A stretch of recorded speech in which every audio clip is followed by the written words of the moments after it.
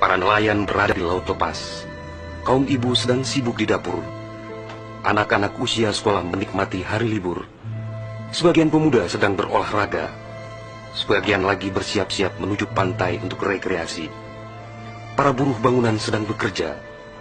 Suasana pasar hiruk-pikuk dengan berbagai transaksi. Burung-burung baru saja meninggalkan sarang.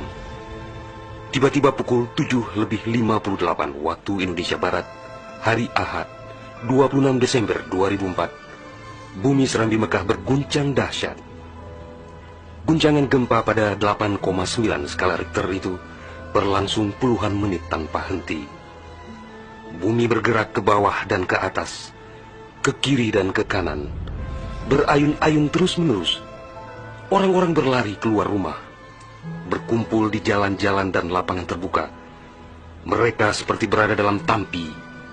Kepala terasa pusing, sehingga banyak yang terjerembab ke bumi. Suara azan Allahu Akbar berkumandang dari menara-menara masjid dan menasa. Suara zikir pun membahana di mana-mana. Jutaan mulut manusia melafazkan asma Allah dan Rasulullah secara terus-menerus.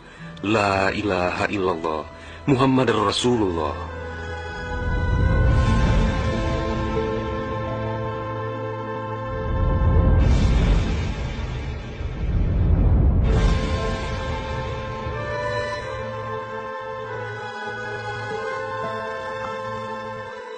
Selesai gempa dahsyat itu, sebagian orang pergi untuk melihat-lihat situasi, karena terbetik kabar bahwa di tempat tertentu ada bangunan yang rubuh, ada tanah yang terbelah, dan ada pula rumah yang ditelan bumi.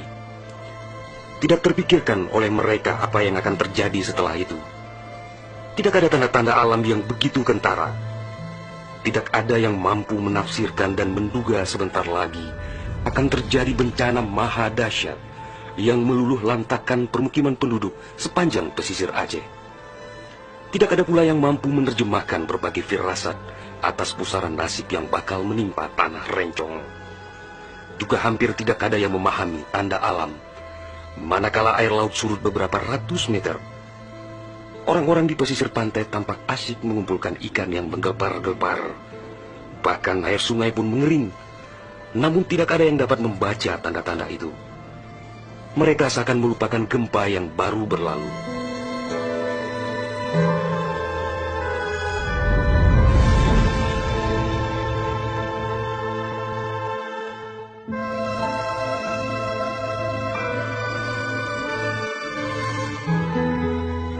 Di berbagai tempat, orang-orang sibuk memperbincangkan gempa sangat dahsyat itu yang belum pernah mereka alami.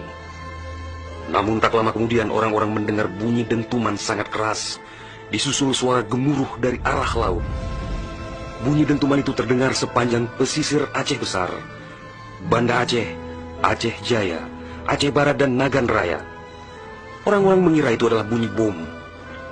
Memang sebelumnya sering terdengar bunyi bom yang menghiasi kehidupan orang Aceh ketika itu, karena Aceh dalam situasi konflik bersenjata. Orang-orang pun bertanya dalam hati, mengapa masih ada pihak yang tega berperang dalam suasana yang begitu menakutkan?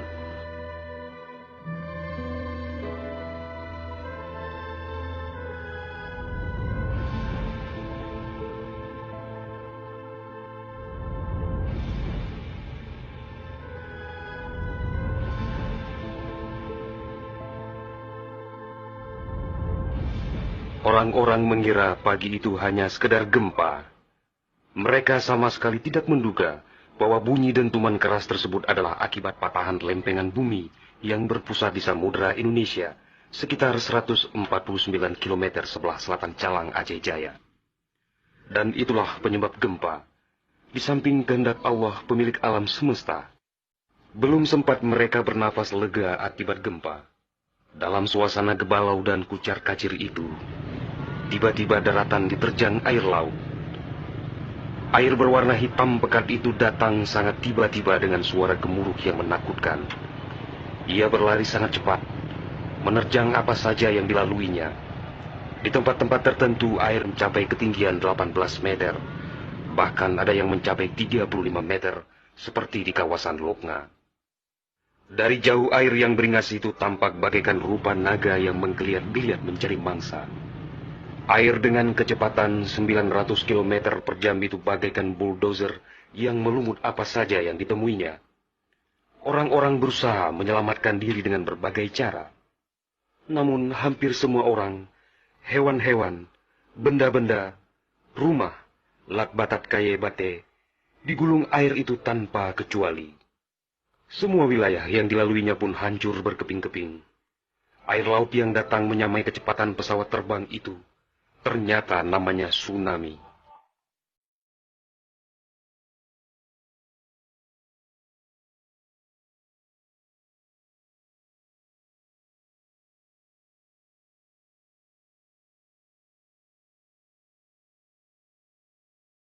Kekuatannya memang luar biasa. Kapal apung PLN yang diparkir di perairan Uleliu, Banda Aceh, digelandang tsunami sampai 3 km ke darat.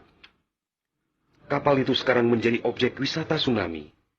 Demikian juga kapal angkut Semdalas milik PT SAI diseretnya ke atas badan jalan negara Banda Aceh melabuh di Lokna. Kapal-kapal nelayan ukuran besar yang diparkir pelabuhan ikan di Lampulo, Banda Aceh, banyak yang terdampar ke pusat kota.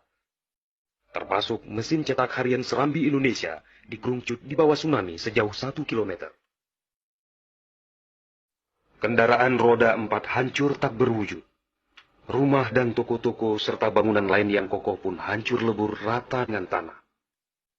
Semuanya di luar dugaan manusia, seakan sebuah mimpi buruk yang sangat langka.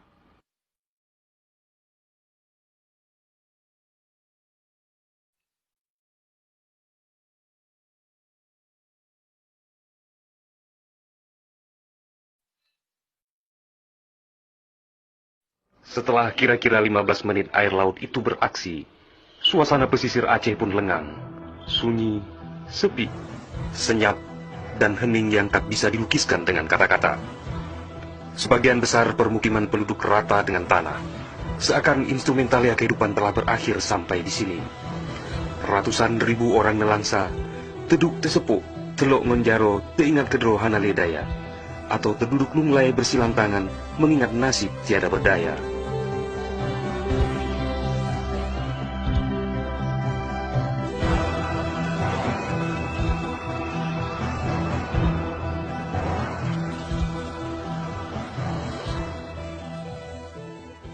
Tsunami yang diakibatkan gempa tektonik itu juga melanda Malaysia, Thailand, India, Maladewa, Sri Lanka,